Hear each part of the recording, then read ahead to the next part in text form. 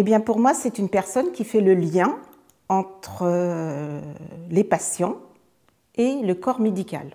Eh bien, un représentant des usagers est censé faire l'intermédiaire entre les patients et l'hôpital en cas de litige, de voir avec le médecin médiateur et puis d'arranger au mieux les choses, si possible à l'amiable. C'est important parce que, en fait, c'est une personne qui a reçu une formation et qui va défendre les droits des usagers et proposer des améliorations aux professionnels de santé pour être dans une bonne harmonie entre patients et professionnels de santé.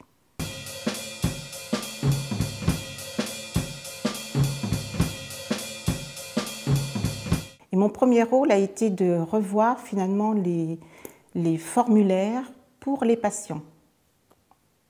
Les enquêtes de satisfaction qui sont données à l'entrée et à la sortie quand une personne est hospitalisée, mais aussi quand on veut donner un document au patient pour lui expliquer, par exemple, la douleur, comment c'est pris en charge et tout. Donc en fait, le rôle du représentant des usagers, c'est de mettre vraiment des mots que tout usager est capable de comprendre. À l'hôpital, justement, de faire l'intermédiaire avec le médecin médiateur. Moi, ça m'est arrivé que 2 fois pour l'instant, puisque dans un hôpital comme Beaune, c'est relativement rural et les gens sont peut-être un petit peu moins procéduriers qu'en ville, donc on a peu de plaintes et les plaintes se règlent souvent directement avec le médecin ou l'infirmière, enfin le personnel concerné.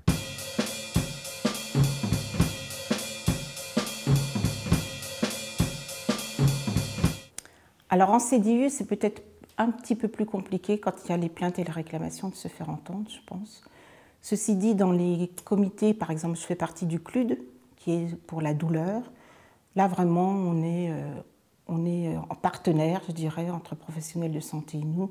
Et donc, moi, j'ai vraiment eu un rôle à jouer dans l'amélioration de la brochure qu'on donnait aux patients. Non, à Beaune, ça va.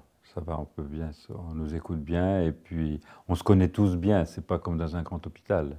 Tout le monde se connaît, donc on peut discuter facilement.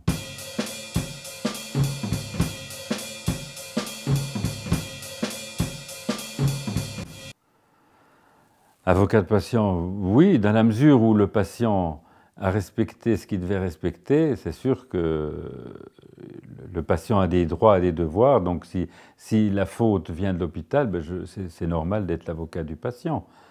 Alors avocate, pas vraiment avocate. Je dirais un avocat, c'est bon, il a un jugement quand même quelque part. Et je dirais qu'on n'est pas vraiment un médiateur, mais on est réellement un partenaire. En fait, on analyse réellement.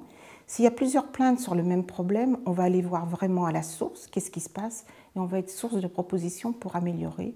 Aussi bien, ça sera dans un but de qualité pour l'établissement, et aussi dans le respect du droit des patients. Voilà. On est toujours dans le respect de la personne humaine, droit du patient, et aussi dans l'amélioration de la qualité des soins. Une réaction? Un témoignage? Commentez ce reportage sur dijonsanté.fr.